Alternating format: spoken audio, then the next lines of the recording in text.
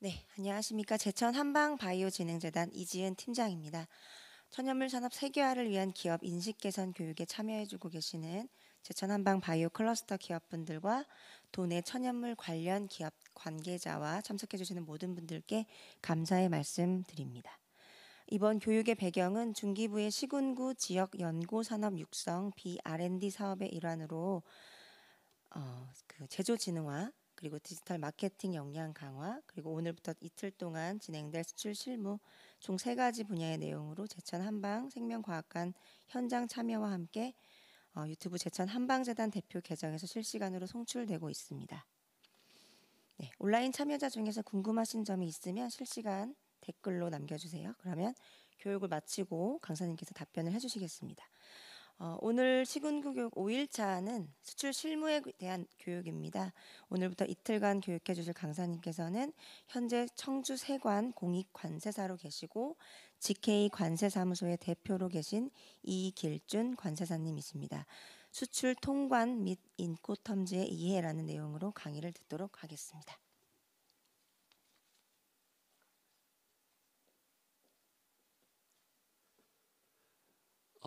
네, 안녕하십니까. 저는 그 GK 관세사무소의 이길준 관사라고 합니다. 오늘 이렇게 온라인으로지만 이렇게 만나뵙게 돼서 대단히 반갑고요. 제가 오늘하고 내일 이틀에 걸쳐서 수출 관련된 내용으로 자료를 구성해서 말씀을 드리겠습니다. 오늘 첫 번째 시간에는 수출 통관 및 그 인코텀즈의 이해라는 제목으로 교육 내용을 구성을 해봤고요. 내일 이튿날에는 수출 기업의 FTA 활용 실무 관련된 내용으로 교육을 진행하도록 하겠습니다. 네. 먼저 그 오늘 목차를 보시면 첫 번째로 이제 수출 통관 실무 내용에 대해서 이제 말씀을 드리고요. 수출 관련돼서 이제 가장 중요한 내용 중에 하나가 이제 관세 환급이기 때문에 또 관세 환급 관련해서도 이제 말씀을 드리고 세 번째로 이제 가격 조건, 인도 조건이죠. 인코텀즈에 관련된 내용을 설명드리고 오늘 시간은 마치도록 하고요. 내일은 또 수출 관련된 또 FTA 관련된 내용 이어서 진행하도록 하겠습니다.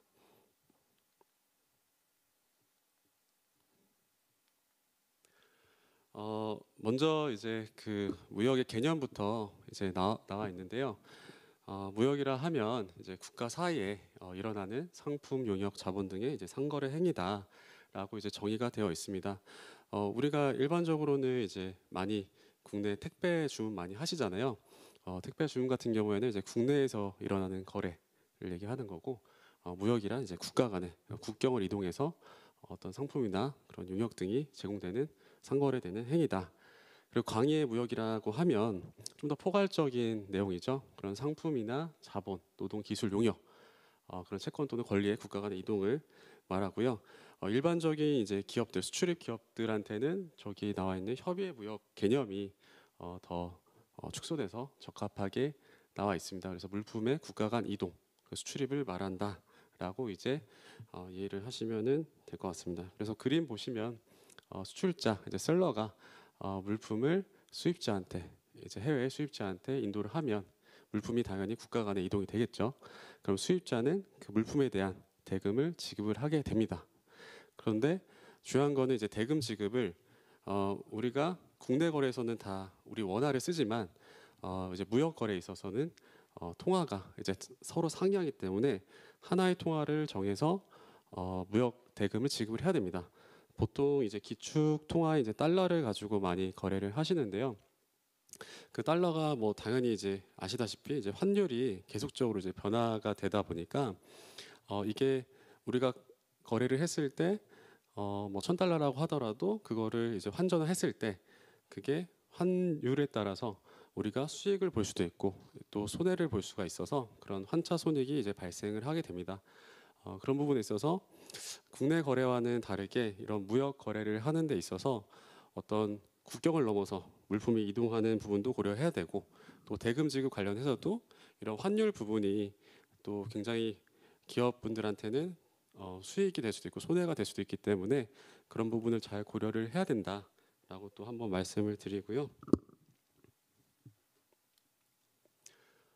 다음으로 이제 수출 절차 부분인데 간략하게 좀 이렇게 내용을 좀 구성을 했습니다. 그래서 먼저 이제 수출을 진행하시려면 수출자와 수입자가 이제 수출 계약을 체결을 해야 되겠죠. 그 수출 계약을 체결하는 데 있어서 지금 선행돼야 되는 부분이 뭐 해외 시장 조사라든지 그리고 바이어의 뭐 신용도 조사라든지 그리고 물품을 뭐 항공으로 보낼지 해상으로 보낼지 대금 결제를 어떻게 할지 포장을 어떻게 할지 이런 여러 가지 내용들이 결정이 돼야지만 수출 계약이 체결이 될 거고요. 그런 수출 계약이 체결된 이후에는 만약에 그 대금 지급 방식을 뭐 신용장 거래를 했다 그러면은 수입자가 신용장을 개설을 해서 수출자가 그런 신용장을 받아서 그런 서류를 은행에 제출해야지만 또 대금을 지급받을 수 있고요. 그리고 수출 물품을 이제 확보를 해서 그 다음에 이제 적재항에 운송을 하고요. 그 다음에 적재가 되고 출항하게 되는 이런 일련의 이제 프로세스로 구성이 되고 있습니다. 그래서 적재항에 운송되기까지 우리가 그런 적재 스케줄을 이제 확정을 해서 언제 뭐 선박 같은 게 부킹을 해서 언제 선적을 해서 나갈지 항공도 언제 선적 그 항공기에 실어서 나갈지 그런 부분을 이제 확정을 하게 되는 거고요. 그렇다면 이제 수출 신고가 이 과정 중에서 이제 발생이 돼야 되는데 적재가 되기 전에는 수출 신고를 반드시 하셔야 됩니다. 우리나라 이제 기업 간에 이제 물품을 이제 수출 수입하는 경우에는 반드시 우리나라 이제 세관에 수출입 신고를 하게끔 되어 있습니다. 그래서 수출 신고를 하게 되면은 그러니까 적재 전에 수출 신고를 하게 되고 수출 신고 수리가 되면 수출 신고 필증이 나오고요. 그리고 30일 이내에 수리일로부터 30일 이내에 또 적재를 해야 됩니다. 그래서 이런 수출 신고하는 걸 우리가 이제 수출 통관이라고 하는 거죠. 그래서 내국 물품을 외국으로 반출하는 그런 수출을 우리나라 세관에다가 신고하는 행위, 그게 이제 수출 통관이다. 그래서 저희 수출 통관을 저희 뭐 관세사들이 이제 많이 하고 있죠. 네, 그래서 수출의 절차를 보시면 이런 흐름으로 이제 이어지고 있다. 보시면 되고 수출 통관이란 하고 이제 나와 있는데요. 아까 말씀드린 내용대로 이제 수출 통관이라고 하면 그런 수출하고자 하는 물품을 그런 세관에 수출 신고한 다음에 신고 수리를 받아서 적재를 하고 하는 절차를 말한다라고 되어 있습니다. 그래서 수출 신고를 하려면 먼저 서류가 있어야 돼요. 그 서류는 여기 오른쪽에 나와 있는 것처럼 커머셜 인보이스 그리고 패킹 리스트라는 서류가 필요합니다. 커머셜 인보이스는 이제 상업 송장이죠. 그러니까 우리가 뭐 수출입하시는 기업분들은 아시겠지만 국내 거래할 때도 물건을 보낼 때 보내는 사람, 받는 사람, 무슨 물건 이렇게 써서 이렇게 발송을 하잖아요. 그런 것처럼 이제 해외에도 물품을 보낼 때도 이런 커머셜 인보이스 상업 송장에다가 쉬퍼 그리고 컨사이니 이런 정보들을 기재를 하고요. 또 포장 명세서 패킹 리스트에도 지금 우리가 수출하는 물품의 뭐 무게나 포장 단위나 이런 내용들을 적게끔 되어 있습니다. 그래서 이런 커머셜 인보이스하고 패킹 리스트를 이제 수출자가 이제 작성을 하게 되고요. 그리고 그 수출 신고를 하게 되는데 수출 신고는 물품 소재지에 관할하는 세관에다가 신고를 하게끔 되어 있습니다. 그래서 그 소재지 관할은 세관 이제 부호로 해서 이제 신고를 하고요. 대부분 이제 수출 신고를 하게 되면은 그 페이퍼리스 그 대부분 자동 수리가 되는데 수리가 안 되는 그 자동 수리가 안 되는 신고건에 대해서는 뭐 서류 제출이라든지 또 검사가 또 걸릴 수가 있어서 그런 검사가 통과가 돼야지만 이제 수출 신고가 완료가 돼서 수리가 돼서 수출 신고 필증이 나오게 됩니다. 그리고 수출 신고 수리일로부터 이제 30일 이내 적재를 해야 되고요. 근데 적재 스케줄이 뭐 지연됐다든지 그런 상황이 발생이 되면 적재 기간을 1년 이내에 연장을 할 수가 있습니다. 그래서 당장 우리가 수출 신고를 했는데 적재가 지연됐다라고 하면은 1년 이내 범위 내에서는 적재 기간을 연장할 수 있으니까 크게 걱정하지 않으셔도 되고요. 이런 수출 신고 절차 이제 플로우를 보시면은 수입보다는 수출 통관 자체가 굉장히 어떻게 보면 쉽습니다. 네, 수입 통관은 우리가 이제 관세법에 보면은 수입 물품에 이제 관세를 부과한다라고 되어 있거든요. 우리는 이제 수출 물품에 대해서는 관세를 부과하지 않습니다. 뭐 수출세가 없습니다. 물론 우리나라 말고 이제 다른 나라에서는 이제 수출세가 있는 경우도 있거든요. 근데 우리나라는 수입 물품에만 이제 관세를 부과하고 아무래도 그런 관세 세금을 징수해야 되는 부분이 있기 때문에 수입 물품에 대해서는 굉장히 좀 더 까다로운 부분이 있는데 수출은 우리나라는 또 그런 수출을 많이 해야 되고 또 외화 획득을 많이 해야 되는 나라기 때문에 수출 신고는 크게 많이 까다롭지는 않습니다. 그래서 서류만 잘 작성되고 하면은 그게 수출 통과하는데 문제가 될 소지는 많이 없다 이렇게 보시면은 될 것 같습니다. 수출 통관 시 이제 유의사항이라고 해서 제가 여기 수출 신고를 하고 수출 신고 수리가 되면 수출 신고 필증이 나옵니다. 그래서 수출 신고 필증이 지금 화면에 보이시는 것처럼 이제 나와 있는데요. 과거에는 그 2000년대 이전에는 이게 수출 신고가 이제 면허제, 허가제라서 수출 신고 면장이라고 수출 면장이라고 이제 많이 용어를 썼었습니다. 근데 지금은 2000년대 이후에는 이제 신고제로 바뀌어서 이제 신고하고 이제 필증이 나온다. 수출 신고 필증이다 이렇게 용어가 바뀌었는데요. 근데 아직도 이제 실무적으로는 과거에 많이 이제 수출입하셨던 분들이 이제 면장이라는 말을 많이 써요. 그래서 수출 면장이나 수출 신고 필증이나 같은 말이다라고 이제 생각을 해두시면 되고요. 여기 나와 있는 거 보시면은 이제 수출 신고 필증인데 제가 실제 이제 신고를 했던 필증을 가지고 이제 캡처를 한 건데요. 보시면 수출 대행자, 수출 화주, 제조자를 넣게끔 되어 있습니다. 그래서 수출 대행자가 별도로 있으면 수출 화주랑 이제 별도로 이제 기재를 하게 되고요. 수출자랑 제조자가 같으면 당연히 동일한 기업이 들어가게 되고 제조자가 다르면 제조자를 별도로 기재를 해서 신고를 해야 됩니다. 가장 또 많이 궁금해하시는 게 수출 실적을 인정을 받는 거에 대해서 굉장히 또 기업분들이 관심이 많으세요. 아무래도 이제 수출 실적을 인정을 받다 수출 실적이 있다 보면은 어떤 지원 사업에 있어서도 혜택을 볼 수가 있고 어떤 무역 금융적인 부분에 있어서도 또 혜택을 받는 부분이 있거든요. 그래서 수출 실적을 또 인정을 받으려면 요 대행자, 화주, 제조자 중에서 누가 이제 수출 실적을 받냐라는 이제 말씀을 또 하시는 분들이 많이 계시는데 기본적으로 수출 대행자가 이제 수출 실적으로 인정을 받습니다. 그래서 물론 대부분의 기업분들은 수출하실 때 대행자나 뭐 어떤 대행을 맡기지 않고 수출 대행자 화주가 동일하실 거예요.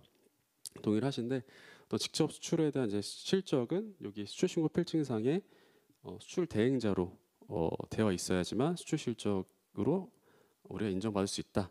그리고 뭐 이게 제조자로 들어가 있으면 또 간접 수출 실적으로도 또 인정받을 수가 있는 거죠. 그리고 여기 빨간색 또 나와 있는 게 이제 환급 신청인이라고 해서 수출 신고할 때 누가 환급을 받을지도 기재를 해서 신고를 하게 됩니다.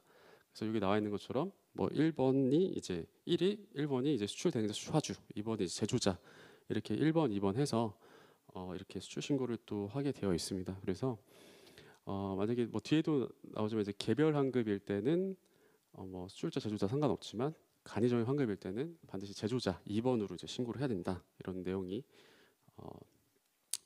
다음 페이지에 이제 이렇게 나와 있죠. 그래서 이 수출자랑 제조자를 사전에 그 신고하는 관세사 측에 우리가 수출자이면서 제조자다, 이 수출하는 물품의 제조자다라고 말씀해 주시든지 아니면 제조자가 별도로 뭐 B라는 기업이 있다, 그 B라는 기업 정보를 주시면 그거를 수출 신고하는 관세사가 수출자랑 제조자를 각각 알맞게 넣어서 신고를 할 수가 있습니다. 그런데 그런 수출자, 제조자에 대해서 어떤 정보를 주시지 않으시면은 보통 관세사들이 그냥 미상으로 넣거나 제조자 미상, 그러니까 모른다라는 거죠. 그래서 수출자는 반드시 넣어야 되니까 넣는데 제조자는 이제 미상이라고 넣는 경우도 많고요. 아니면 그냥 수출자랑 제조자랑 동일하게 또 넣는 경우도 있고요. 그럼 정확하게 또 신고가 안 되는 부분이 있고 또 관세 환급에 있어서도 이게 맞물려 있기 때문에 관세 환급을 받으려면 저런 정보를 관세사 신고하는 관세사 측에다가 정확히 전달을 해주셔야지만 우리가 나중에 환급 신청할 때 문제없이 환급을 받을 수가 있다. 네, 그렇게 기억을 해두시면 좋을 것 같습니다. 아까 그 필증 그 캡처한 부분 앞부분이었고요. 그 밑에 이어서 또 캡처를 해서 보여드리는 건데 아마 이제 수출하시는 기업분들은 아마 수출신고 필증을 보셨을 분들도 계시고 아마 처음 보는 분들도 계실 거예요. 그러니까 크게 이렇게 가볍게 좀 들어주시면 좋을 것 같아요. 여기 내용을 보시면은 가장 중요한 게 여기 세번부라고 있습니다. 세번부가 있는데 이게 HS 코드를 의미를 하는 거죠. 우리가 뭐 수입이든 수출이든 가장 중요하게 생각해야 되는 게 세번부 HS 코드입니다. 그래서 HS 코드를 우리가 정확하게 우리 제품에 대해서 우리가 뭐 수입하는 제품, 수출하는 제품에 대해서 정확하게 알고 있어야 우리가 그 HS 코드에 따라서 각각의 관세율이 다 다르게 되어 있고요. 또 그런 뭐 요건들 관련된 개별 법들이 다 HS 코드와 맞물려서 지금 되어 있습니다. 그래서 HS 코드를 잘못 분류를 해서 신고를 하게 되면은 결국에는 잘못 신고를 하게 되는 거거든요. 그러니까 첫 단추를 잘못 깨서 신고를 하는 거기 때문에 가장 중요한 거는 이제 HS 코드 여기 나와 있는 세번부호다. 그래서 그 세번부에 따라서 뭐 이따 뒤에서도 말씀드렸지만 이제 간이점의 환급액이 달라집니다. 간이점의 환급도 HS 코드 10자리에 따라서 환급액이 다 각각 상이하기 때문에 이런 HS 코드도 정확하게 분류를 해야 되고요. 또 내일 말씀드린 그런 FTA 원산지 증명서도 여기 수출 신고한 HS 코드와 동일하게 FTA 원산지 증명서 HS 코드도 기재가 돼서 발급이 되어야 합니다. 그래서 여기 수출 신고할 때부터 HS 코드를 정확하게 분류를 해서 대부분의 기업분들이 HS 코드를 그냥 자체적으로 이제 뭐 검색을 하신다든지 어디서 알아보신다든지 하는 경우가 많이 있어요. 근데 그렇게 하시면은 좀 더 HS 코드가 정확하게 분류가 안 될 가능성이 높기 때문에 뭐 어떤 좀 전문가 이제 관세사나 아니면 정말 좀 뭐 세상에 없는 제품, 뭐 다른 비슷한 그런 제품들이 없다. 우리 제품이 굉장히 이 세상에는 거의 없는 제품이다라고 하시면은 저기 그 대전에 그 관세평가 분류원이라고 있습니다. 거기에서 그런 품목분류 사전심사라는 제도를 운영하고 있어요. 그래서 그 제도를 활용하셔서 우리 제품에 대한 HS 코드를 질의를 하면 그 관세평가 분류원에서 회신을 줍니다.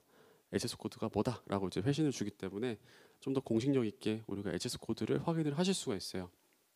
그래서 처음 수출을 하시는 기업들 같은 경우나 아니면 좀 품목이 좀 어려운 품목들 같은 경우에는 그 관세평가 분류원의 그런 품목 분류 서전 심사를 꼭 받으셔서 그런 HS 코드 증빙으로 갖고 계시라고 이제 좀 많이 말씀을 드리고 있습니다. 실제 많은 기업들에서 그런 신규 제품이 나왔을 때 그런 품목 분류 사전 심사 제도를 활용해서 그런 HS 코드를 지금 확인을 많이 하고 있습니다. 네. 그래서 그런 제도를 또 활용하면 또 우리나라뿐만 아니라 상대국 바이어하고도 HS 코드를 사전에 계약하기 전에 얘기를 하셔야 되거든요. HS 코드에 따라서 상대국 수입 관세율도 달라지고 또 그 관련된 그런 수입 요건들이 또 달라질 수 있기 때문에 그런 HS 코드를 말씀을 바이어랑 이제 할 때도 우리는 이렇게 기관에서 이런 HS 코드를 회신 받았다라고 정확하게 우리가 얘기를 해줄 수 있기 때문에 또 그렇지 않으면은 또 바이어가 또 요구하는 HS 코드들이 또 있습니다. 또 자기들이 유리한 또 HS 코드로 얘기하는 경우도 많기 때문에 우리가 좀 선제적으로 그런 부분을 확인을 해서 우리도 활용하지만 상대 바이어한테도 그런 HS 코드에 대해서도 크게 이견이 없도록 그렇게 말씀을 해주시는 게 중요할 것 같아요. 그리고 여기 나와 있는 것처럼 이제 원산지 부분도 이제 KR이라고 해서 이제 한국산이라는 거죠. 그래서 만약에 수입한 물품을 그대로 수출한다라고 했으면은 수입을 중국에서 했다. 그러면은 중국에서 하고 그대로 수출 나갔다. 그러면은 원산지가 KR로 하면 안 되겠죠. 네, 그런 경우는 이제 CN 이렇게 그 중국 그 국가 코드 약어로 해가지고 이제 신고를 해야 됩니다. 그래서 그런 경우에도 이제 말씀을 해주셔야 돼요. 관세사 쪽에다가 이게 중국 건데 그대로 나간 거다. 그렇게 해주셔야지만 또 원산지도 정확하게 신고가 될 거고요. 그 옆에는 뭐 A라고 되는 건 이제 완전생산 기준이다라고 이제 표시를 한 건데 실무적으로는 그렇게 넣지는 않는데 이 제품 같은 경우에는 그런 식물 쪽이라서 넣었던 그런 사례이고요.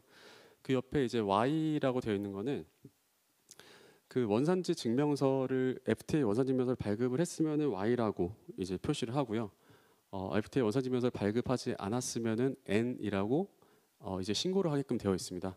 이게 최근 몇 년 사이에 관세청에서도 많이 이 부분에 대해서 저희 뭐 관세사들한테도 많이 적극적으로 확인을 해서 정확하게 신고를 해달라고 하는 부분이에요.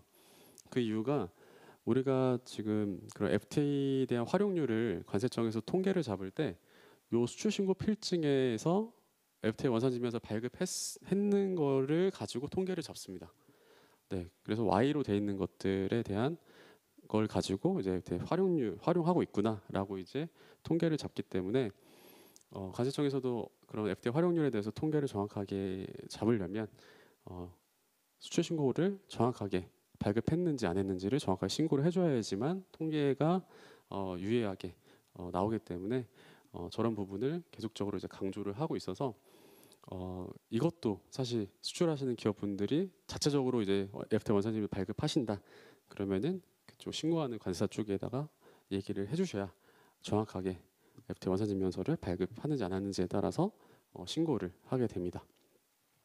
네, 그리고 뭐 수출 요건이라고 있는데요. 확인 부분도 어떤 수출하는 품목이 어떤 개별법에 의해서 어떤 허가나 승인이나 어떤 요건을 받아야 되는 품목이다라고 하면은 수출 신고를 하면서 그런 요건을 득했다라는 그런 인증 요건 번호들이 나옵니다. 그럼 요건 번호들을 넣어서 우리가 수출하는 물품들은 그런 관련 법에 의해서 그런 허가나 승인 그런 요건을 충족한 물품이다라고 해야지만 수리가 됩니다. 그래서 이런 요건이 있는 품목들 같은 경우에는 그런 요건을 충족하지 못하면은 수출 신고가 되지 않기 수리가 되지 않기 때문에 사전에 이런 요건을 충족해야 되는 제품들은 품목들은 그런 요건도 받아야 되는 부분이고요. 그 밑에 이제 여기 뭐 운임이라든지 보험료, 결제 금액, 총 신고 가격이 나와 있는데 우리가 뭐 뒤에서도 말씀드리겠지만 결제 금액 부분에 여기는 CFR 이제 인도 조건으로 되어 있습니다. 그러니까 운송비를 수출자 부담하는 조건이라서 지금 그렇게 인도 조건이 되어 있고 우리나라 이제 수출 신고 금액을 산정할 때 실적을 잡을 때 수출 실적 잡을 때 총 신고 가격 FOB 가격으로 수출 실적을 잡습니다. 그러니까 인도 조건이 어떤 거냐에 따라 상관없이 우리나라는 이제 수출 실적을 FOB 가격으로 수출 실적을 잡기 때문에 여기 나온 것처럼 CFR 그 금액에는 제품 가격에다가 운임이 포함된 가격인데 거기서 우리가 운임을 넣어주면 거기서 운임을 빼서 최종적으로 이제 FOB 가격이 총신고 가격이 산출되도록 이렇게 시스템이 되어 있습니다. 그래서 우리가 실제 결제 금액은 뭐 운임이 포함된 금액으로 뭐 결제를 하지만 실제 수출 실적으로 잡히는 금액은 이제 FOB 금액으로 산출된 금액이 수출 실적을 잡힌다라고 이제 보시면 될 것 같아요. 그리고 밑에 하단에 뭐 적재 의무 기간 이제 신고를 하면은 언제까지 몇 월 며칠까지 적재를 해야 된다라고 이제 나와 있습니다. 그래서 앞서 이제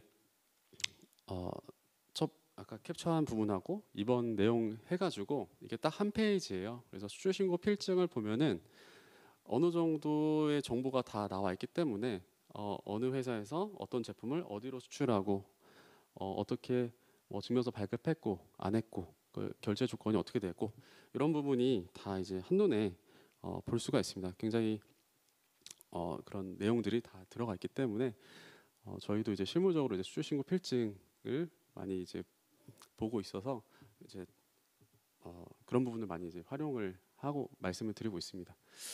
그래서 수출 신고 필증 내용 좀 살펴봤고요. 그 수출 신고를 할 때 그리고 대부분은 그냥 일반 수출 그냥 물건 사고 파는 거죠. 네, 그런 부분으로 이제 형태가 되어 있는데 여기 나와 있는 것처럼 거래 형태가 굉장히 많습니다.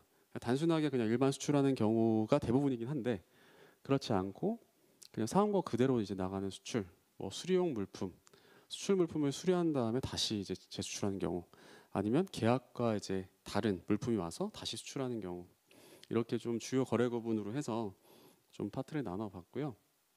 하나씩 좀 살펴보면 원상태 수출하는 경우도 있습니다.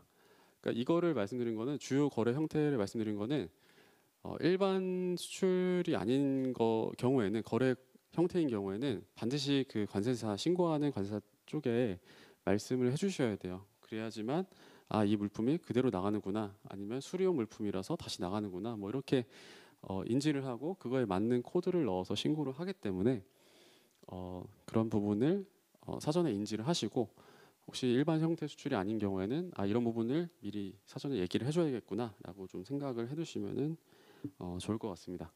그래서 일반적으로 수입한 상태 그대로 이제 수출하는 경우 이제 원상태 수출이다라고 얘기를 하는데요.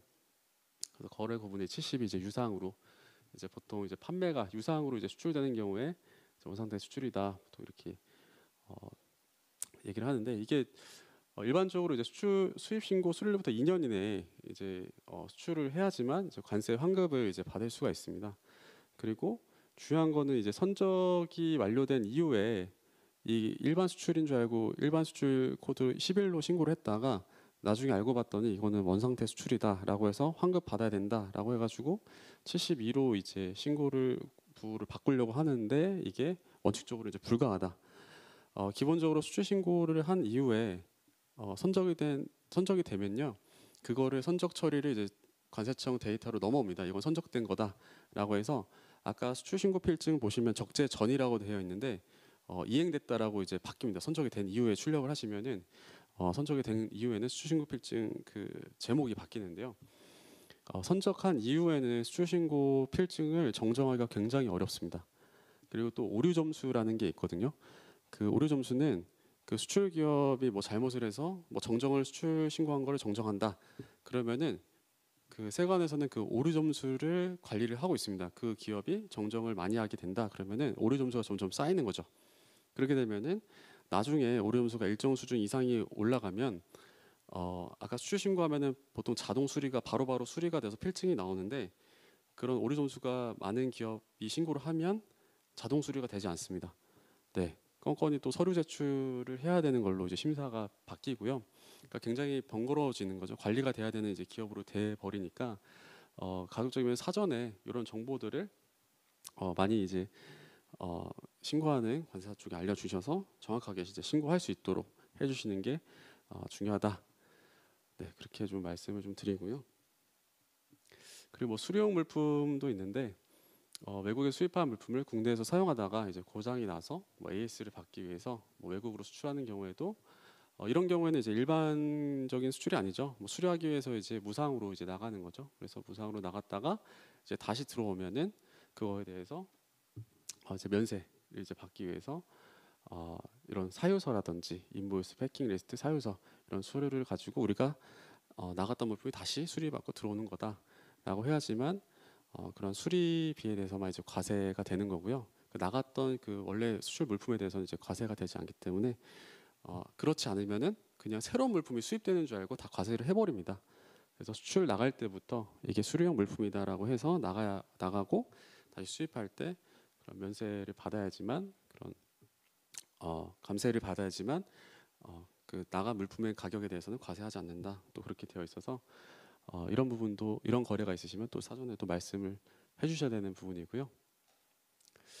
그리고 또 이것도 또 비슷하긴 한데 수출된 물품이 어떤 수리 검사 클레임 그런 기타 사유로 반입돼서 어떤 국내에서 뭐 수리돼서 수리나 검사 또는 보수 작업 후 다시 반출되는 경우 이런 거는 또 재수출 또 면세라는 또 감면 조항이 있습니다. 들어왔다가 우리나라에서 이제 소비되지 않고 나가는 거기 때문에 면세를 조항을 적용을 해서 그 재수출 이행 기간 내에 수출 신고가 완료되면 별다른 이제 그런 관세 부과 없이 물론 이제 담보를 제공할 수 있는데 담보도 이제 나중에 이행이 되면 해제가 돼서 그렇게 이제 관세 부담 없이 다시 나가기 위해서는 또 신고를 할 때 이런 거래 고분을 다시 재수출되는 걸로 해서 또 신고를 해야 됩니다. 보통 이제 관세는 저희가 이제 소비세이거든요. 그래서 수입 물품에 아까 관세를 부과한다라고 이제 되어 있는데 수입 물품에 관세를 부과하는 게 우리나라에서 그 물품이 들어와서 그 소비될 거를 전제로 해서 이제 관세를 부과를 하는데요. 그 수입된 물품이 소비가 되지 않고 다시 수출된다라고 하면은 이제 관세를 해주게 되어 있습니다. 그러니까 소비되지 않고 다시 나갔기 때문에 이제 환급을 해주는 거죠. 네, 그래서 이런 경우에도 우리나라에 이렇게 수리를 위해서 다시 들어왔다 다시 나가는 거기 때문에 그런 담보 제공을 하고 관세를 내지 않고 나중에 제출 이행을 하면 담보 해제해서 이제 처리가 되는 그런 규정이 있다 정도 보시면 될 것 같습니다. 그다음에 뭐 계약상의 물품 수출인데요. 보통 이런 경우도 많이 또 있죠. 그러니까 수입 신고 수리가 된 물품 이게 물건이 들어왔는데 실제 우리가 계약했던 물건이 아닌 거죠. 그래서 다시 이제 이거를 다시 내보내는 거죠. 다시 내보낼 때 이런 경우에도 수입 신고가 이제 수리된 물품을 계약 내용이 상이해서 따로 사용되지 않고 그대로 이제 수입 신고 수리부터 1년 이내 보세구역에 반입을 해서 다시 수출을 한다라고 했을 때는 그런 관부가세를 다시 돌려주는 그런 제도라고 이제 보시면 됩니다. 그래서 이것도 이제 선적 완료 후에는 그렇게 정정하기가 어렵다라는 내용이고요. 그래서 이런 경우에는 실제 뭐 인보이스 패킹 같은 그런 수출 신고 서류 말고도 실제 보세구역에 반입을 했다라는 뭐 반입기나 BL, 뭐 사유서 그리고 이메일 전무 실제 우리가 계약하고 물건이 달라서 다시 보낸다라는 뭐 그런 내용이 있다는 그런 위약 반송 관련된 이메일까지 전문까지 해가지고 통관을 하면 이제 무난하게 또 통관이 가능하다 이런 내용으로 되어 있습니다. 앞서 좀 수출 관련해서 신고 관련해서 좀 짧게 이제 약간 실무적인 이제 내용으로 좀 말씀을 좀 드렸는데요. 제가 뭐 서두에 말씀이 안 되지만 그냥 이게 시간이 그렇게 길지 않아서 이런 플로어로 어떤 수출 통관 절차라든지 뭐 관세 환급이라든지 뭐 인코텀지 이런 내용이 있구나 정도만 이렇게 들어주시면은 내용이 사실 용어가 또 생소하신 내용도 많이 있어가지고 가볍게 이렇게 들어주시면 좋을 것 같습니다. 여기 이제 관세법하고 이제 환급특례법이라고 되어 있는데요. 관세법에서도 이제 이런 환급, 관세 환급금의 환급, 관세법 제 46조에 이제 규정을 해놓고 있는데 보통 관세법에서는 이제 외국에서 이제 물품을 수입을 할 때 납부한 관세가 납부해야 할 관세 그 금액보다 많이 납부됐다. 그러니까 관합 많이 납부를 한 거죠. 원래 우리가 뭐 100원 내야 되는데 150원 납부했다. 그럼 50원 돌려주고 그리고 뭐 잘못 원래 납부를 안 했어야 되는데 납부를 했다라고 하면 이제 다시 돌려주는 그런 과한업 환급 제도가 관세법상 이제 마련이 되어 있고요. 또 아까 앞서 나온 것처럼 계약 내용과 다른 물품이 들어왔을 때 그때도 다시 상이하다 그러면 다시 돌려보낸다라고 하면은 그때 돌려주고 이게 돌려보내는 금액이 너무 크다 그냥 여기서 폐기하는 비용이 더 낮다 그럼 또 폐기하는 경우도 있거든요. 그럼 폐기를 했을 때도 이게 소비가 되는 게 아니기 때문에 또 환급을 해줍니다. 그래서 관세법에서는 이렇게 과한업 환급이라든지 계약 내용과 상이한 물품에 대한 환급이 규정되어 있고요. 옆에 이제 환급특례법이라고 있습니다. 그래서 수출용 원재료에 대해서 수입하는 때에 납부할 관세에 대해서 나중에 이제 수출 물품에 그 납부한 수입 물품이 수출 물품의 제조에 사용됐다. 그러면은 그 사용된 만큼 수출하는 물품에 사용된 만큼 이제 돌려주는 그런 환급 제도가 이제 환급특례법으로 이제 규정이 되어 있습니다. 그래서 크게 환급은 관세 환급은 이런 두 가지 법에 의해서 우리가 환급을 받을 수가 있다. 이렇게 보시면 되고요.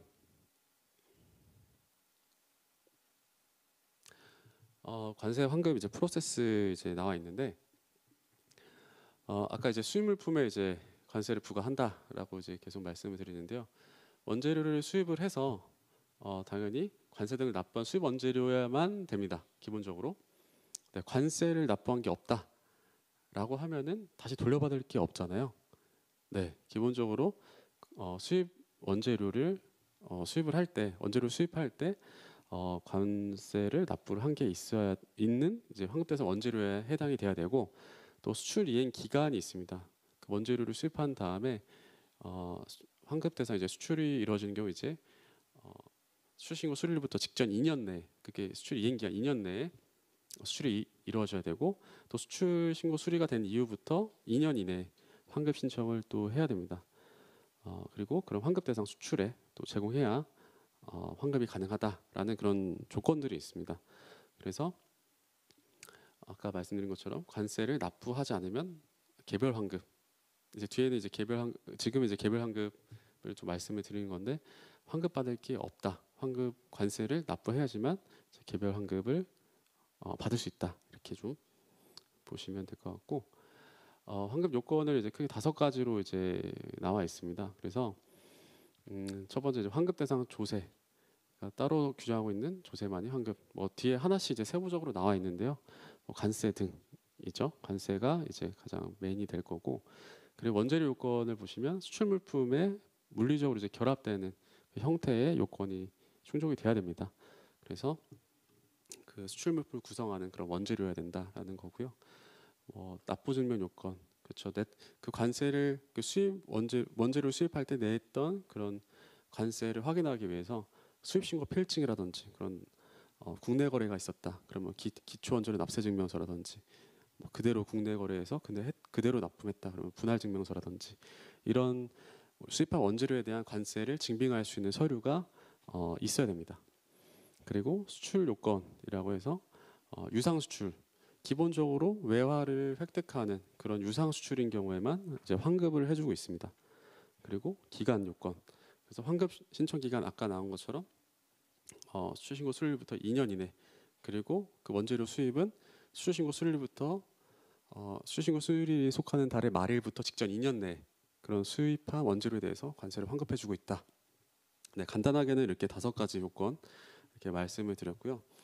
세부적으로 좀 하나씩 좀 살펴보면 환급 대상 조세에 해당이 된다라고 이제 말씀을 드렸는데 그 수입신고 필증인데요. 수입신고 필증을 보시면 여기 맨 마지막 하단 왼쪽 부분에 세액이 나와 있습니다. 그래서 뭐 관세, 개별 소비세, 교통에너지 환경세, 주세, 교육세, 농어촌 특별세, 부가세, 가산세까지 해가지고 총 세액 합계가 이렇게 나와 있는데요. 그래서 여기 이제 관세 등이라 하면은 관세, 뭐 임시수입 부가세, 개별 소비세, 주세, 교통에너지 환경세, 농어촌 특별세, 교육세를 말한다라고 이제 되어 있습니다. 그래서 여기에 해당되는 세액에 대해서는 우리가 수출이 되면 환급을 받을 수가 있다 이렇게 이해를 해주시면 될 것 같고요. 그래서 이제 환급 대상 원재료에 해당되는지입니다. 수출 물품을 제조하게 하는 이제 원재료인데요. 그런 원재료가 해당 수출 물품의 물리적 또는 화학적으로 결합되는 물품, 그죠? 그리고 수출 물품의 생산에 공정에 직접 투입되는 이제 소모 물품, 그리고 해당 수출 물품의 포장용품. 어쨌든 그 해당 수출 물품하고 어떤 물리적으로 이제 결합이 되어 있는 그런 원재료들에 대해서 우리가 환급 대상 원재료다 이렇게 정의를 또 하고 있습니다.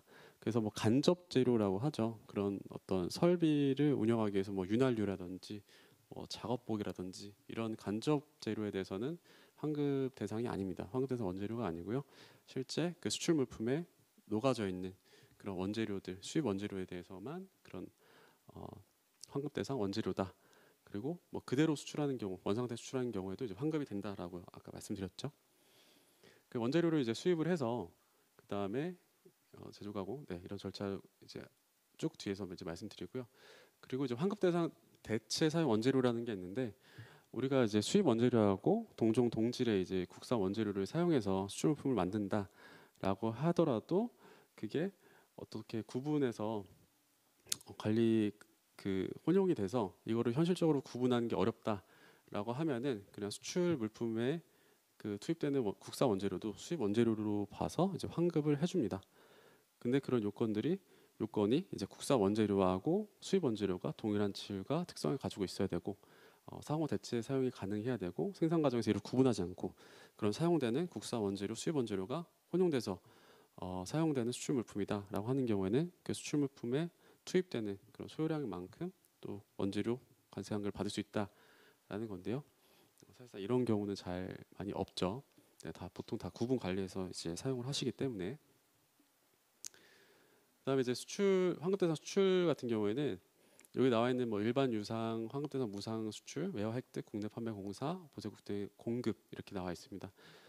그냥 간단하게는 유상 수출이다라고 기억을 해주시면 될 것 같아요. 우리가 그런 환급법에서 말하는 그런 환급을 받기 위해서는 어떤 유상 수출이 돼야 된다라고 생각하셔도 무방합니다. 왜냐면 이제 그 뒤에 나온 것처럼 유상 수출인 경우에는 환급이 가능하지만 이제 무상 수출인 거래는 원칙적으로는 환급이 불가능하다라고 생각을 해두시면 될 것 같고, 뭐 기재부령에서 정하는 경우는 이제 환급 가능하다라고 뒤에 나와 있지만 그런 경우도 세세하게 뜯어 보면은 결국에는 이제 외화를 획득을 해야지만 또 환급을 해주는 그런 또 거래들이 대부분이기 때문에 그렇게 보시면 되고, 뭐 수출 신고가 수리된 물품이어야 되는 거고 당연한 거고요. 네, 유상 수출 신고가 할 때 이제 유상이냐 무상이냐도 수출 신고할 때 넣게끔 되어 있습니다. 네, 유상 거래면 뭐 신용장 거래냐, TT 거래냐, 뭐 이렇게 또 이제 결제 방법도 이제 또 신고를 또 하게끔 되어 있고, 무상이면 뭐 GN이라든지 그런 무상 코드를 넣어서 신고를 하게끔 되어 있기 때문에 기본적으로 수출 신고할 때 무상으로 되어 있으면 환급이 어렵다. 네, 그렇게 좀 생각을 해두시면 좋을 것 같아요. 그래서 여기 기재부령으로 정하는 수출이다라고 해서 쭉 리스트가 나와 있는데 대부분 뭐 박람회 출품하기 위해서 무상으로 반출한 물품이라고 하더라도 그 현지에서 외화를 받고 판매된 경우에만 이제 환급을 해주는 거죠. 네, 지금 보시면은 다 대부분 그 외화를 받고 판매하는 물품인 경우 어떤 물론 이제 위탁 가공이라든지 해외 투자 건설 용역 등의 물품 수출이나 이런 부분은 또 환급된 수출로 인정되는데, 일반적으로는 유상 수출, 일반적인 수출 형태인 경우에만 이제 환급을 해준다. 외화 획득을 하는 수출 형태에 대해서만 환급을 해준다라고 기억을 하셔도 크게 무방할 것 같습니다. 그리고 환급 비대상 수출도 나와 있는데요.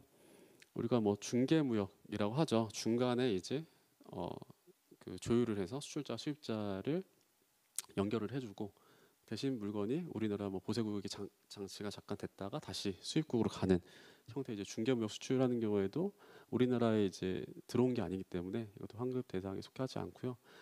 현지인도 수출 대금은 국내에서 영수하지만 외국에 있는 물품을 제3국으로 인도하는 거, 우리나라에 물건이 들어오는 게 아니고 외국에서 외국으로 이제 수출이 되는 거죠.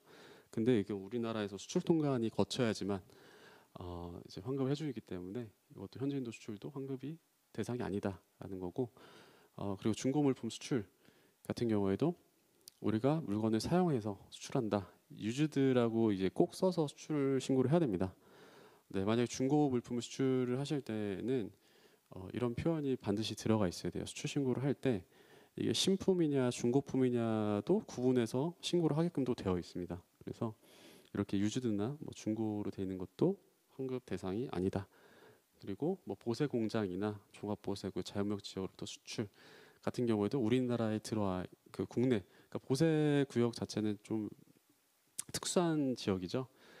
국내가 아니고 이제 보세 상태로 어떤 물건을 만들어 수출한다든지 이런 물품 같은 경우에도 환급 대상에 속하지 않는다.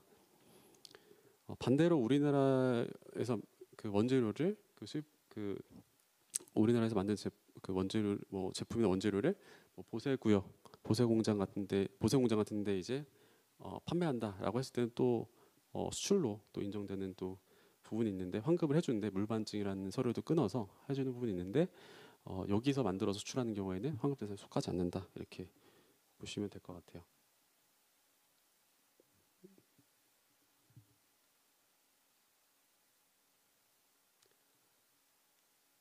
네. 그리고 그 관세 등 납부색 증명 서류가 필요하다고 말씀드렸죠. 그래서 가장 우리가 그냥 수입한 원재료가 있다라고 하면은 당연히 수입신고 필증이 있으실 거고요. 그 수입신고 필증에는 아까 보셨던 것처럼 세액이 얼마인지가 다 나와 있습니다. 그래서 그걸로 가지고 우리가 증명을 할 수가 있고요. 우리가 직접 수입한 원재료에 대해서는 그렇게 증명이 가능하고, 그게 아니고 우리가 국내에서 구매를 했는데 그럼 국내에서 구매한 업체가 수입한 원재료를 그대로 우리한테 납품을 했다라고 했을 때는 수입세액 분할 증명서라고 해서 저희가 실무적으로는 분증이라고 많이 얘기를 하는데요. 그런 분증을 우리가 받아야지만 나중에 수출을 할 때 환급을 또 받을 수가 있고요. 그리고 뭐 기초 원재료 납세 증명서, 뭐 간이 기초 원재료 납세 증명서, 간이 기납증이라고 이제 표현을 하는데 이거는 이제 수입 우리도 이제 이것도 마찬가지로 국내에서 원재료를 사오는데 그 국내 업체가 수입한 원재료를 가지고 제조 가공을 해서 우리한테 양도를 했다라고 하는 경우에 기납증을 발급을 하도록 되어 있습니다. 그 공급한 물품에 포함된 그런 납부세액을 증명하기 위해서 이런 기납증을 받아야지만 또 우리가 수출할 때 환급을 받을 수 있다라는 거고요. 평세증, 그러니까 평균세액 증명서, 평세증이라고 하는데 이거는 실무적으로는 잘 쓰이지는 않는데요. 그러니까 수입신고 필증, 기납증, 분증을 세번부 10자리로 매월로 통합을 해서 평균세액을 산출해서 그걸로 이제 환급금을 계산한다. 그러니까 평균을 가지고 이제 환급액을 산출하기 때문에 정확하지 않죠. 또 어떻게 보면은 환급을 덜 받을 수 있는 부분이 있고, 그래서 약간 편의상 이거를 관리하기 어렵다는 경우에는 이런 평균세액 증명서도 활용해 볼 수 있는데, 실무적으로는 수입신고 필증, 분증, 기납증 가지고 그런 납부세액 증명을 하게 된다라고 보시면 될 것 같습니다.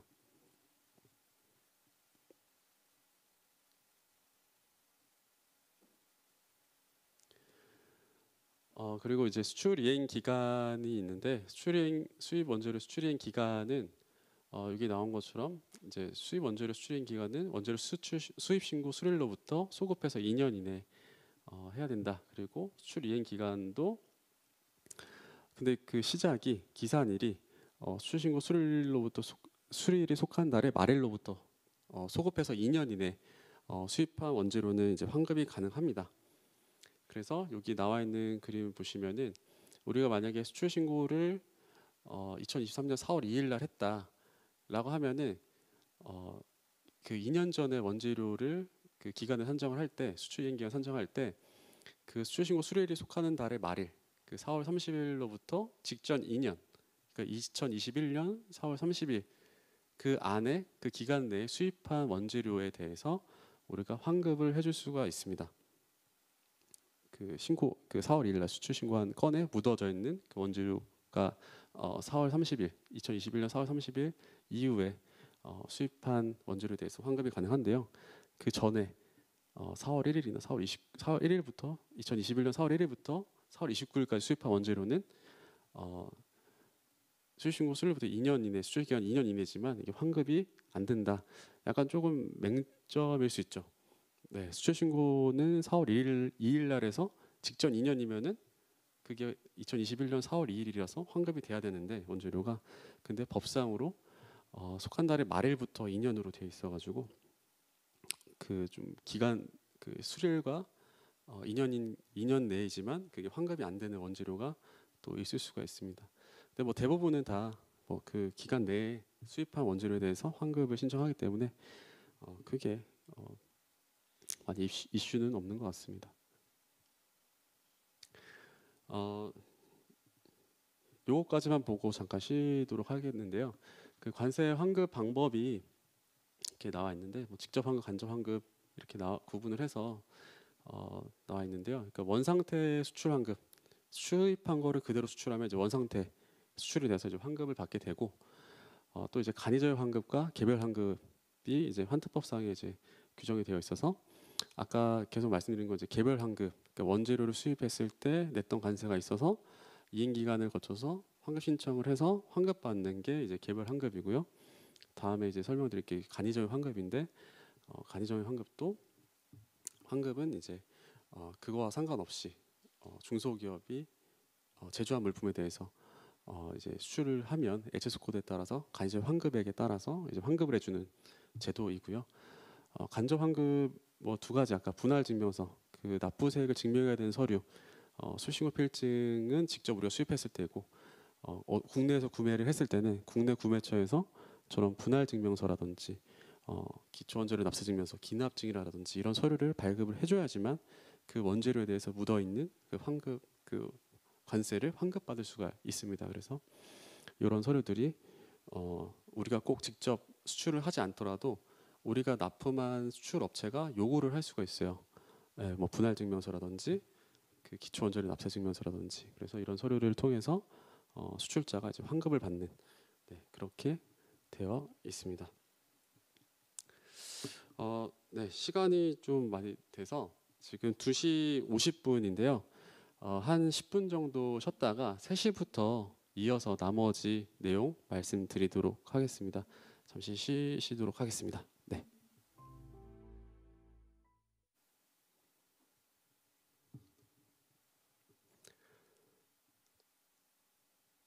네. 이어서 그 관세 환급의 종류부터 이어서 말씀드리도록 하겠습니다. 크게 아까 그 환급특례법 사항에서 이제 관세 환급의 종류가 두 가지 종류라고 이제 말씀드렸는데요. 먼저 이제 개별 환급이 있고 또 간이적 환급이라는 게 있습니다. 그래서 아까 이제 원재료 수출하는 물품에 투입된 수입 원재료에 부과된 관세가 있다라고 하면은 수출 물품에 수출이 됐다라고 하면은 그 수입한 원재료에 대한 관세를 이제 돌려주는 그런 환급을 이제 개별 환급이라고 하고요. 당연히 그 개별 환급을 할 때는 그 수출 물품에 녹아져 있는 수입 원재료에 납부한 관세를 그 수출 물품의 소요량에 따라서 그 원재료 소요량에 따라서 환급을 해주게 되어 있습니다. 그래서 전부 다 해주는 건 아니고요. 수출 나가는 건건이 얼마만큼 그 수출 물품에 그 원재료가 투입되어 있는지 수입 원재료가 투입되어 있는지를 계산을 해서 환급을 해준다라고 이제 보시면 되고요. 간이적 환급 같은 경우에는 개별 환급보다는 훨씬 더 간이하게 이제 환급을 받을 수 있는 제도인데 중소기업이면서 이제 제조업이고 그 제조한 물품을 수출을 한다라고 했을 때 그 수출 물품의 HS 코드 10자리 기준으로 해서 그 간이적 환급액이 있다라고 하면은 그 금액을 계산해서 이제 환급해주는 제도가 간이적 환급입니다. 물론 여기 적용 대상에 6억 원 이하라고 되어 있는 거는 직전 연도 간이적 환급액이 6억 원 이하인 경우에만 올해도 당해 연도에도 그런 간이적 환급을 받을 수 있다라는 내용이고요. 그래서 크게 이제 두 가지 이제 환급 방법이 있다. 보통은 대부분의 이제 중소기업 분들은 이제 간이적 환급을 많이 선호를 하세요. 네, 선호를 하시고 또 이제 개별 환급 같은 경우에는 아까도 말씀드렸지만 수입한 원재료에 대해서 납부한 관세가 있어야지만 환급을 해주는 겁니다. 근데 내일 말씀드릴 그런 FTA가 지금 많이 체결되어 있고 발효가 되어 있죠. 그 FTA가 이제 관세를 절감할 수 있는 FTA를 활용해서 관세 절감을 해서 수입 원재료도 들어오기 때문에 관세가 없는 경우도 많이 있습니다. 관세가 계속 줄어드는 거죠. 그러다 보니까 개별 환급에 대한 비중이 많이 줄어드는 추세인 것 같습니다. 그래서 개별 환급보다는 이런 중소기업이고 생산한 물품을 수출한다라고 하면은 간이적 환급으로 또 많이 간편하게 또 활용하시는 경우도 있고요. 네, 물론 이제 개별 환급을 받는 게 더 유리하다라고 하면 또 개별 환급을 하는 게 더 맞을 수는 있겠죠.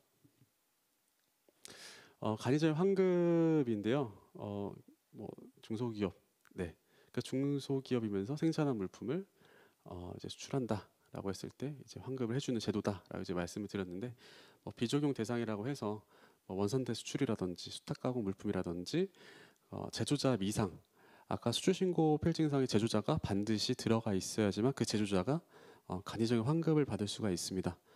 네, 그래서 이 부분을 수출신고하는 관세사한테 얘기를 해주지 않으면 제조자를 미상으로 넣는 경우가 굉장히 많아요. 네, 모르는 거죠. 말씀 안 해주셨으니까. 그래서 우리가 간이적 환급을 받아야 된다라고 하면은 제조자를 꼭 넣어서 수출 신고할 수 있도록 관세사 측에 말씀을 해주셔야 되는 거고요. 또 비적용 승인 업체, 그러니까 개별 환급하고 간이적 환급을 이제 선택을 해서 2년간은 그 환급 제도만 활용을 해야 됩니다. 그래서 우리가 간이적 환급 비적용 승인 업체다라고 하면은 당연히 환급을 받을 수가 없고요. 특수공정 물품 전액 환급 율표가 적용되는 물품 같은 경우에도 비적용 대상이다. 이런 내용이 있다 정도만 보시면 될 것 같고요. 간이적 환급은 어떻게 계산이 되냐라고 보시면은 여기 그 간이적 환급의 계산 공식 보시면 10,000원분의 FOB 가격, 그러니까 수출신고 필증상의 총신고 가격 FOB 가격 있었잖아요. 그 FOB 가격 물론 이제 람별로 나눠지면 그 람마다 FOB 가격이 있는데 그런 수출신고 필증상의 FOB 가격 곱하기 간이적 환급율표상의 환급액을 해서 나온 금액을 환급을 해주고 있습니다. 예를 들어서 여기 제가 그 130212 이쪽이 이제 그런 식물성 추출물 수액 이런 품목들이 분류되는 HS 코드인데요. 그 HS 코드를 쭉 10자리 이제 검색을 해보니까 뭐 감초로 만든 거, 인삼 추출물, 홍삼 추출물 이런 것들은 지금 수출 금액, FOB 금액 10,000원당 환급액이 10원으로 되어 있습니다. 그러니까 여기 이제 가이드 환급률표상 환급액이 10원이 되는 거죠. 저 공식에서. 그리고 뭐그 1302 3일에 1000 호에 분류된 뭐 실 한천이다. 이건 70원. 뭐 가로 한천은 140원. 네. 콩은 또 뭐 20원. 이런 식으로 또 되어 있어요. 그러니까 간이적 환급액은 0원부터 200원 사이 안에 이제 각각 HS 코드 10자리마다 규정이 되어 있습니다. 지금 여기 뭐 10원이라도 있으면 이제 환급을 받을 수 있는 거고요. 만약에 0원으로 돼 있다 그러면은 환급액이 없는 거죠. 그러니까 가이드 환급은 좀 이제 중소기업의 좀 수출을 좀 지원하는 목적으로 이렇게 환급을 해준다. 그러니까 우리가 수입한 원재료 낸 관세가 없어도 그 우리 제품을 만들고 이제 수출을 하는 중소기업이다. 그러면은 이렇게 환급을 해주는 품목이다라고 하면은 이제 환급을 받을 수 있다라는 거고요. 그래서 굉장히 지금 각각 HS 코드 10자리마다 지금 환급액이 이렇게 다르잖아요. 그래서 간이적 환급 같은 경우에는 아까도 말씀드렸지만 HS 코드가 굉장히 이제 중요한 거죠. HS 코드가 뭐냐에 따라서 환급액이 지금 천차만별이죠. 10원일 수도 있고 70원일 수도 있고 140원일 수도 있고 20원일 수도 있고 이게 다 다르기 때문에 우리가 정확하게 이제 환급을 받으려면 HS 코드부터 정확하게 확인을 해서 신고해야 된다. 아까 정확하게 확인을 하려면 그런 품목분류 사전심사 관세평가물련의 품목분류 사전심사를 받으시면은 나중에 이런 간이적 환급을 신청하더라도 그 세관에서 이 HS 코드가 정확한지에 대한 소명 자료를 내라고 합니다. 네, 내라고 하는 경우도 있거든요. 그때 이제 그런 관세평가물련에서 회신받은 자료를 내면 세관에서 바로 이제 환급을 해주거든요. 그런 근거 자료 없이 그냥 우리가 환급액을 높은 걸로 하려고 이렇게 신고하고 이렇게 하면은 나중에 이제 또 문제가 생길 수 있기 때문에 그런 환급액보다는 그런 HS 코드를 정확하게 분류를 해서 추출 신고, 관세 환급, 뭐 FTA CO 발급 뭐 이런 것까지 다 연계가 되니까 정확하게 좀 하셔야 된다라고 좀 말씀을 드리고요. 그래서 여기 공식에 이제 수출 금액이 크고 환급액이 클수록 가이적 환급액이 커지기 때문에 아무래도 이게 어떻게 기업 입장에서는 생각지도 못한 그런 환급액이 되는 부분이 있거든요. 그리고 이게 수출 신고 수료일부터 2년 이내 이제 환급 신청 기간이 있잖아요. 그 기간 내에 이제 신청하면은 이제 환급을 해주는데 간이적 환급액이 계속 고정되어 있는 게 아니고요. 매 년마다 고시가 개정이 되면서 간이적 환급률표가 매년 이제 개정이 됩니다. 그래서 매년 개정이 돼서 지금은 이제 2023년 개정된 거를 지금 쓰고 있는 거죠. 그러니까 2023년에 수출 신고가 수리된 건에 대해서는 2023년 간이적 환급률표가 적용돼서 간이적 환급을 받게 되는 겁니다. 네, 작년에 신고하신 거는 2022년 간이적 환급률표를 가지고 그 금액에 맞춰서 이제 환급을 받는 거고요. 네, 그래서 이거는 올해는 뭐 여기 나온 것처럼 13012000호가 감초를 만든 게 10원으로 되어 있지만 내년에는 또 금액이 어떻게 될지 모릅니다. 요거는 계속 이제 관세청에서 그 유동적으로 환급액을 다르게 이제 고시상으로 이제 개정을 하기 때문에 매년마다 이게 환급액이 달라질 수 있다. 물론 뭐 똑같은 경우도 있고요, 달라지는 경우도 있다. 그래서 수출 신고가 금액이 크면 클수록 가이적 환급 받는 기업한테는 굉장히 유리할 수 있다. 이게 또 말씀드리고요. 그래서 간이적 환급하고 뭐 개별 환급하고 뭘 이렇게 선택을 하냐라고 했을 때 보통 이제 환급 신청이 용이하고 뭐 정해진 환급률이 있고 뭐 자격 요구 심사 뭐 중소기업이고 제조업이고 제조업 물품 수출해야 된다. 그래서 두 가지 환급 방법 중에서는 간이적 환급이 훨씬 더 수월합니다. 네, 수출신고 필증, 뭐 우리가 제조했다, 뭐 공장 등록증, 뭐 사업자 등록증상에 뭐 제조업 되어 있고, 뭐 아까 품목분류 사전심사 받은 결과 회신본 있고 이러면은 큰 문제 없이 이제 환급을 받으실 수가 있는데 개별 환급 같은 경우에는 그 수출 물품에 녹아 있는 수입 원재료에 대한 관세를 소요량별로 계산을 해서 환급을 받기 때문에 신청 절차가 간이적 환급보다는 까다로워요. 그래서 이거는 일반 그 이게 원재료가 많고 관리해야 될 그 원재료 소요량을 관리해야 될 원재료들이 많다. 그러면은 사실상 개별 환급은 굉장히 또 까다롭다라고 이제 볼 수가 있습니다. 그래서 어쨌든 이제 개별 환급은 아까도 말씀드린 것처럼 수입 원재료가 관세가 있어야지만 환급을 받는 거고, 가디전 환급은 수입 원재료든 국내 원재료든 상관없이 수출이 나가고 중소기업이고 제조업이고 제조한 물품이 그 간이전 환급액이 있으면 환급을 받는 거기 때문에 좀 더 환급 받는 게 개별 환급보다는 용이할 수 있다라는. 물론 환급액은 좀 적을 수 있죠. 아까 뭐 금액이 뭐 10원 정도 되면은 굉장히 또 금액이 수출 금액이 적으면 굉장히 적을 수 있습니다. 그래서 우리가 선택적으로 이거는 적용을 할 수가 있다. 그래서 우리가 개별 환급 받을 거다라고 하면은 간이정의 환급 뭐 비적용 승인 신청서라는 또 양식이 있습니다. 그걸 쓰면은 2년간 우리가 간이정 환급을 안 받겠다. 그리고 그 신청일로부터 2년간은 또 변경을 할 수가 없거든요. 그래서 우리가 개별 환급을 할지 아니면 간이정 환급을 할지를 좀 정해서 이렇게 활용을 하시면 좋을 것 같아요. 근데 대부분의 이제 중소기업에서는 이제 수입한 원재료가 없고 하면은 이제 간이정 환급으로 이제 하실 수밖에 없는 거죠. 네. 그래서 이제 수출 통화 실무하고 이제 관세 환급 부분 좀 이제 말씀을 드렸고요. 마지막으로 이제 인코텀즈에 대해서 좀 설명을 좀 드리겠습니다.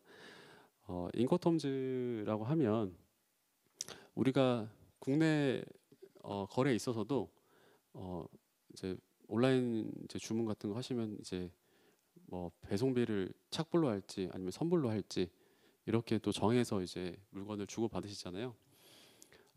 그럼 이제 해외 이제 이런 무역을 하는 데 있어서도 그 수출자랑 수입자 간에 누가 어디까지 위험과 비용을 부담할지, 인도를 어디서 할지 그런 것들을 일일이 다 말로 풀어서 이렇게 하기보다는 그거에 딱 맞는 조건들을 만들어 놓은 거죠. 정형화된 거래 조건을 만들어 놓은 게 인코텀즈입니다.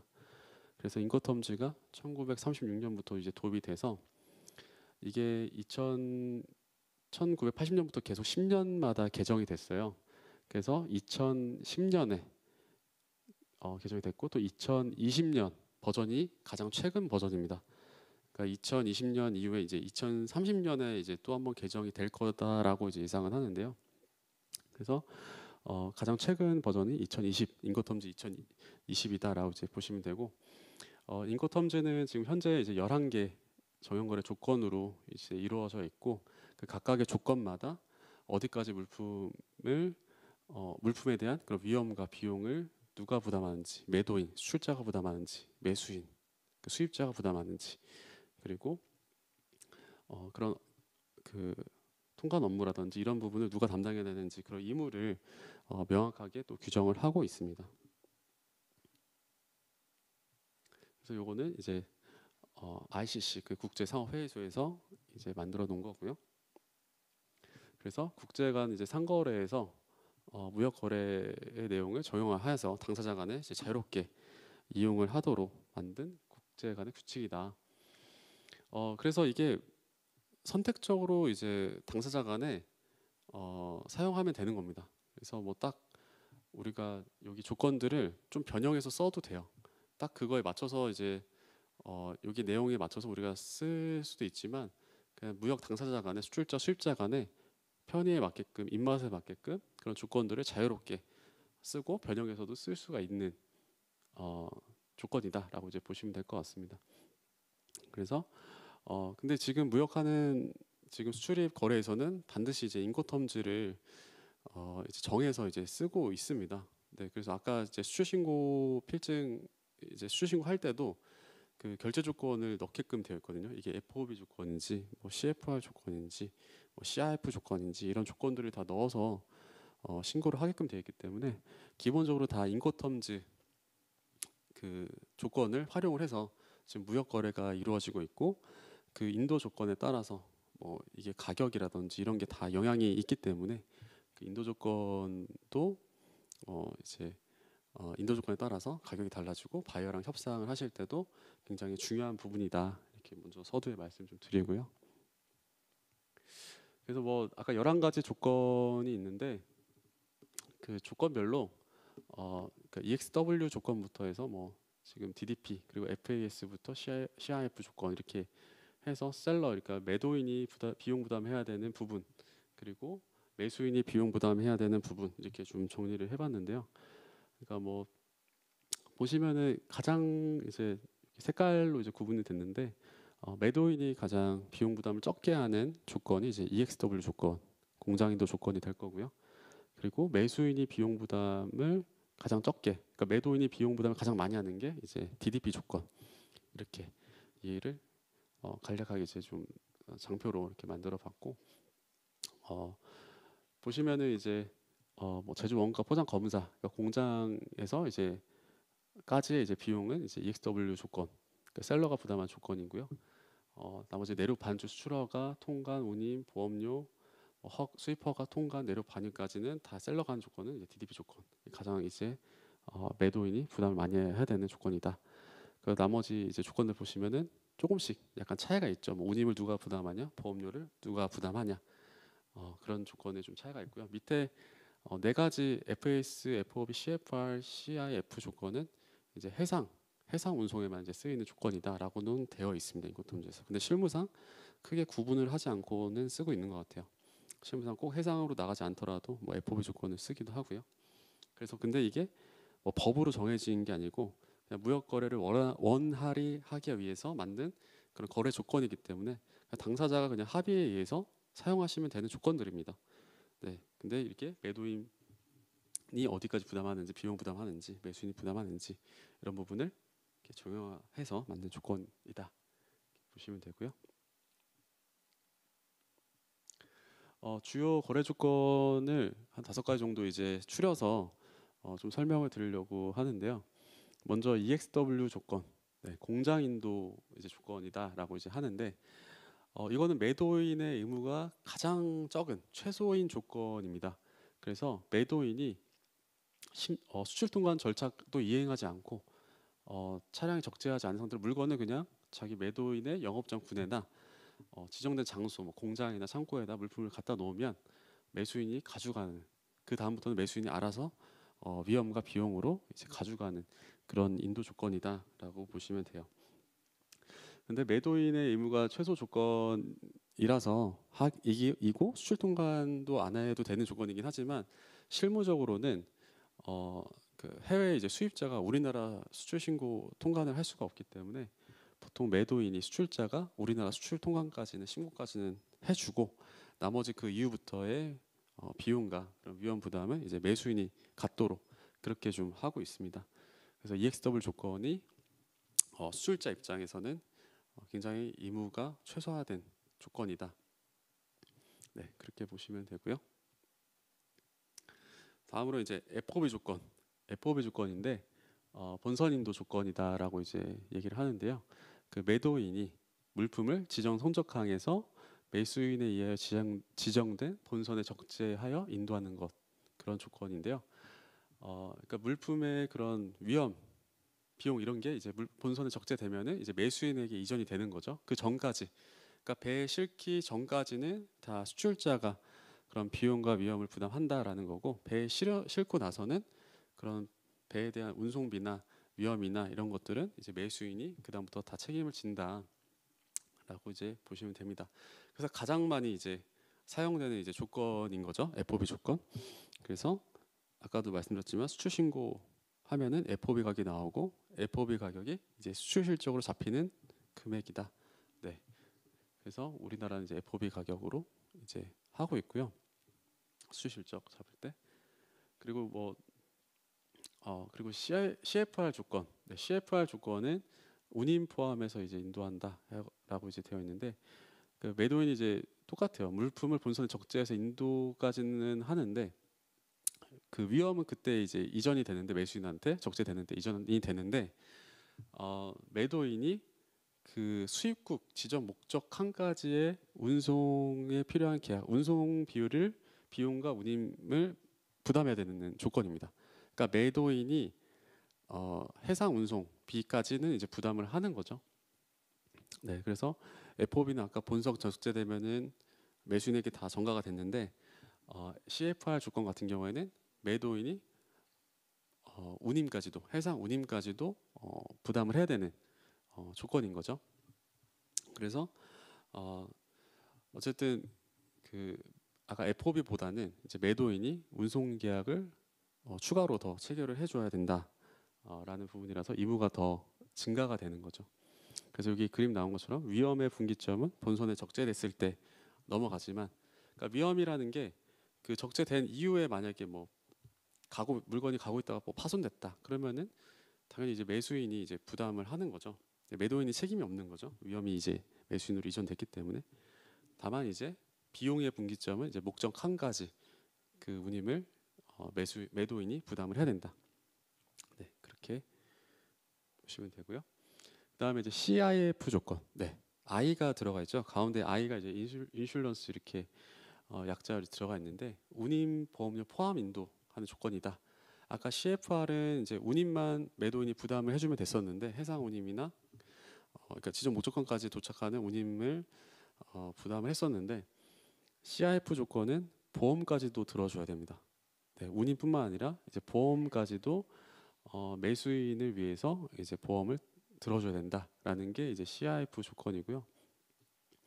그래서 그래서 나중에 이제 뭔가 그 운송 과정 중에서 그 멸실이나 손상이 발생됐다 그러면은 그 보험 계약이 이제 매수인을 위해서 매수인이 그런 보상을 받도록 그렇게 계약을 체결해 주는 게 이제 CIF 조건이다. CIF는 아까 수출 실적은 우리가 FOB 가격으로 수출 실적이 인정된다고 했었는데 우리나라에서 수입하는 물품에 대해서 과세할 가격을 산정할 때는 CIF 가격으로 산정을 합니다. 그러니까 우리나라의 수입 물품이 도착할 때까지 운임보험료 포함된 가격으로 과세 가격을 산정하고 그 과세 가격에 곱하기 관세율을 해서 관세를 납부하게 되는 그런 구조로 되어 있거든요. 그래서 수입 물품은 또 CIF 가격으로 과세를 하고 수출은 FOB 가격으로 수출 실적을 잡는다. 이렇게 보시면 참고적으로 알고 계시면 좋을 것 같고요. 그래서 CIF 조건에서는 운임까지도 매도인이 체결을 해줘야 된다. 그리고 DDP 조건인데요. DDP 조건은 아까 EXW하고 반대가 되는 거죠. 그러니까 매도인의 최소 의무는 EXW 조건, 매도인의 최대 의무인 조건은 DDP 조건. 네, DDP 조건은 그 다 해주는 겁니다. 매도인이 운송을 다 해주는 거예요. 책임하에 다 이제 위험과 비용을 안고 다 목적지까지 다 이제 최종 운송이나 그런 뭐 계약이나 이런 거를 다 운송 계약이나 이런 거 다 해서 위험과 비용을 그 수입국까지 다 부담을 하는 거죠. 심지어는 수출입 통관도 다 이제 매도인이 부담을 해야 되는 또 조건입니다. 아까 EXW 조건은 수출 통관도 매수인이 하게끔 되어 있는, 매도인이 안 하고 매수인이 하게 되어 있는데 DDP는 수입국의 통관도 수입 통관도 매도인이 하게끔, 그러니까 매도인의 부담이 굉장히 큰 조건인 거죠. 그래서 사실상 이제 DDP 조건을 하려면 그 수입국의 그런 운송이라든지 내륙 운송이라든지 그런 절차적인 부분도 다 이행이 가능한 어떤 이제 포워더하고도 같이 좀 업무를 할 수 있으면 그런 컨트롤을 할 수가 있으면 DDP 조건을 쓰실 수가 있는데 그렇지 않으면은 그 앞서 말씀드린 그런 조건을 활용하시는 게 좀 더 부담이 덜할 수 있다라고 좀 말씀을 드릴 수 있을 것 같아요. 물론 뭐 DDP 조건으로 해서 우리가 운송비나 뭐 그런 비용들을 세이브할 수가 있다라고 하면은 뭐 DDP 조건을 할 수가 있겠지만 그렇지 못한 경우에는 다 이제 기본적인 뭐 FOB나 뭐 C 조건, F 조건 이렇게 활용하시는 게 좀 더 수월하실 거다라고 좀 말씀을 드릴 수 있을 것 같아요. 여기 또 인코텀즈 2010의 이제 주요 내용 이제 뭐 간단하게 2020하고 2010만 이렇게 이제 뽑아봤는데요. 아까 EXW 조건부터 해서 뭐 FCA, CPT, 뭐 CIP, DAT, DAP, DDP 요까지가 이제 여기까지 나와 있는 이제 조건들이 복합 운송 방식에 상관없이 해상이든 항공이든 뭐 그런 거 상관없이 이제 쓸 수 있는 조건이다라고 이제 구분을 해놨고요. 뭐 FAS다, FOB다, CFR, CIF 조건이다라고 했을 때는 해상에만 전용하는 규칙이다라고 이제 인코텀즈에서는 규정을 하고 있습니다. 2010에서 규정하고 있습니다. 그래서 과거에는 그러니까 2010 버전 이전이 2000 버전이거든요.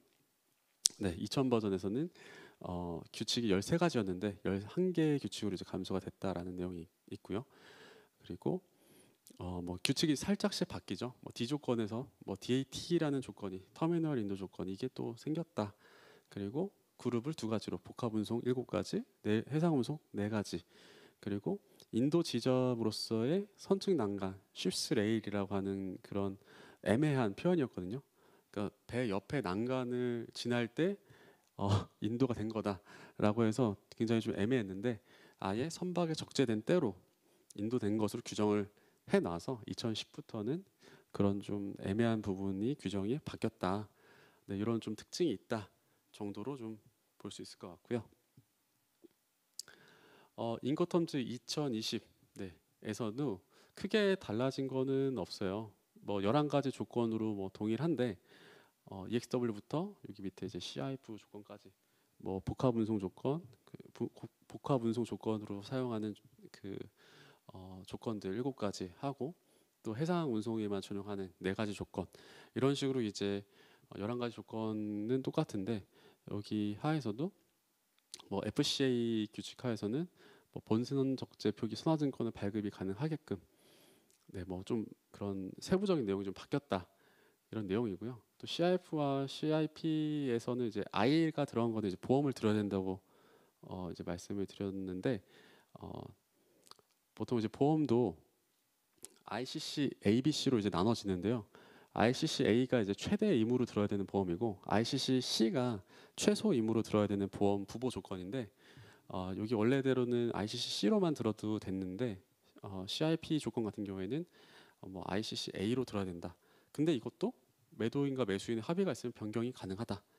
그러니까 이거는 뭐 당사자 간에 결정하는 거지 그냥 선택적으로 이제 할 수 있는 거지 꼭 이거를 따라야 되는 것도 아닙니다. 그래서 말 그대로 저연거래 조건은 그냥 무역 당사자 간의 무역 거래를 원활히 하기 위해서 우리가 활용을 하는 거지 꼭 그거를 100% 따를 필요는 없고 그거를 변형해서 쓸 수 있기 때문에 근데 2020에서는 저런 내용을 좀 더 개정이 됐다라는 내용이고요. 또 뭐 DPU로 또 명칭이 변경이 됐다. 아까 2010에서는 DAT라는 게 있었는데 이거를 DPU로 이제 명칭을 또 변경을 했습니다. 꼭 터미널에만 국한되지 않고 또 목적지가 있으면 그쪽으로도 갈 수 있게끔 하기 위해서 DPU라는 명칭으로도 변경이 됐습니다. 그래서 인코텀즈는 어쨌든 그 내수 거래, 국내에서 이제 판매를 하시는 기업분들은 아마 잘 모르시는 부분이고 좀 생소하신 내용이실 수 있는데 또 무역 거래를 많이 하시고 이제 앞으로 수출입 거래를 하시는 기업 입장에서는 이 인코텀즈 조건을 명확히 아셔야 그런 무역 거래를 하실 때 어떻게 보면 손해를 안 보고 또 하실 수가 있거든요. 아까 그 FOB 조건일 때 우리가 운임을 부담하는 조건이 아닐 때 우리가 판매 단가를 뭐 1,000원에 책정을 했다. 근데 우리가 바이어가 뭐 운임을 부담하는 조건이 뭐 CFR 조건으로 하자고 한다라고 하면은 FOB 조건일 때 1,000원으로 똑같이 CFR 조건일 때도 하면 안 되겠죠. 우리가 해상 운임을 부담해야 되는 조건이다라고 하면은 그 우리가 FOB 가격으로 책정한 1,000원보다는 뭐 1,200원이나 뭐 1,500원이나 그 운임을 가산해서 그 판매 가격을 산정을 해야지만 우리가 수익이 보장이 되기 때문에 인도 조건별로도 나라별로도 그런 비용 그 운송비나 이런 부분 누가 부담하는지 그 부담을 한다면 얼마큼 부담하는지에 따라서 그런 판매 가격 책정도 사전에 좀 확인하셔서 그런 부분도 이제 바이어하고 또 우리가 손해 안 보게끔 그 구간별로 조건별로 이렇게 딱 책정하시면은 좋을 것 같습니다. 제가 오늘은 수출 통관하고 이제 관세 환급 그리고 인코텀즈에 대해서 조금 개괄적으로 좀 말씀을 좀 짧은 시간 내에 좀 드렸는데요. 사실 뭐 수출하시는 거에서는 아까 계약 체결하는 것부터 해서 굉장히 많은 과정이 필요하고 또 그거가 이제 합의가 됐을 때 이제 계약 체결이 돼서 이제 물건을 이제 수출을 하게 되는데 그 수출하는 과정에서 이제 수출 신고도 하고 또 관세 환급도 할 수 있고 또 수출 관련해서 또 굉장히 중요한 이제 또 인코텀즈 관련해서 이렇게 어, 좀 요약식으로 좀 말씀을 좀 드렸어요. 어, 혹시 뭐 궁금하신 부분이 있으시면은 여기 유튜브 댓글 채팅창으로 말씀해 주시면은 답변 드리도록 하겠습니다.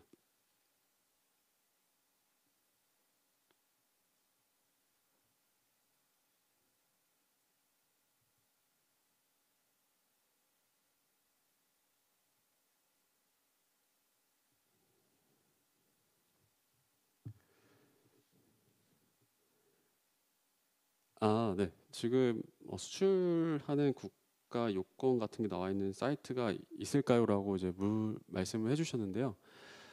어, 저도 이제 수출 그 요건 하는 국가 요건이 사실 이게 우리나라 요건들은 잘 나와 있는데 그 상대국의 그 요건이 어, 정리가 이게 100% 신뢰를 할 수 있는 사이트는 잘 없는 것 같습니다. 물론 이제 그 트레이드 랩이라는 사이트가 있는데요. 트레이드 랩이라는 사이트에서 이제 그 포털 사이트에서 검색해 보시면 나오는데 그 트레이드 랩이에서 이제 국가를 선택하고 HS 코드를 검색을 하면 그 품목에 걸려 있는 요건들이 나오긴 하는데요.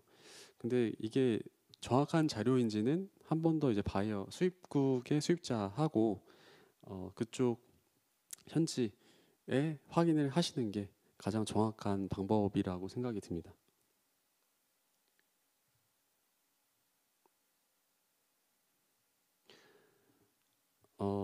네, 수출 초보 기업일 경우 대행해 주는 곳, 네, 보통 뭐 수출 대행을 해주는 기업들은 꽤 있는 걸로 알고 있는데요.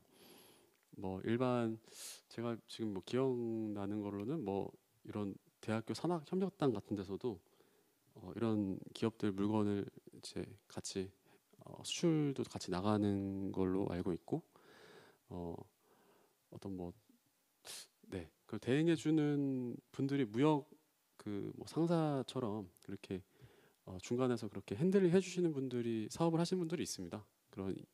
어, 그런 분들 통해서 한번 진행해 보시는 것도 좋을 것 같습니다. 그런 네, 무역 업무를 대행해 주시는 그 회사들이 있습니다. 네.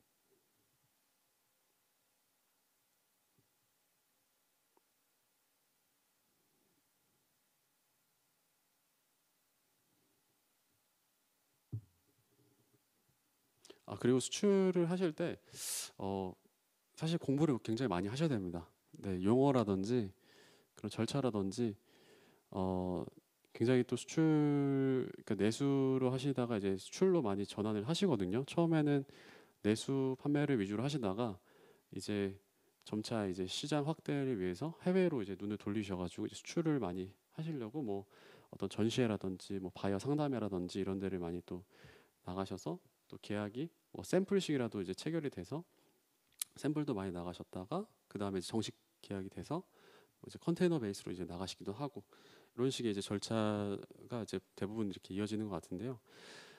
사실 이게 실제 실무를 이렇게 해보시면은 좀 더 한 사이클을 좀 돌면 이게 어느 정도 좀 루틴하게 좀 반복적으로 이렇게 수출이 많이 업무가 진행되는 부분이 있어서 어,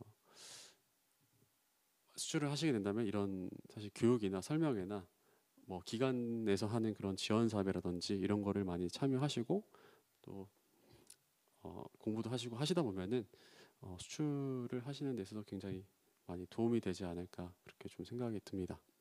네.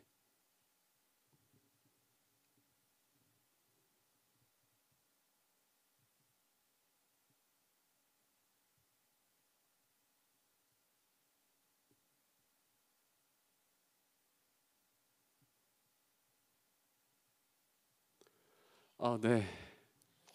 네. 이제 질문이 더 이제 없으신 것 같아서 네, 저는 오늘 교육은 이상으로 마치도록 하겠습니다. 네, 수고 많으셨습니다. 감사합니다.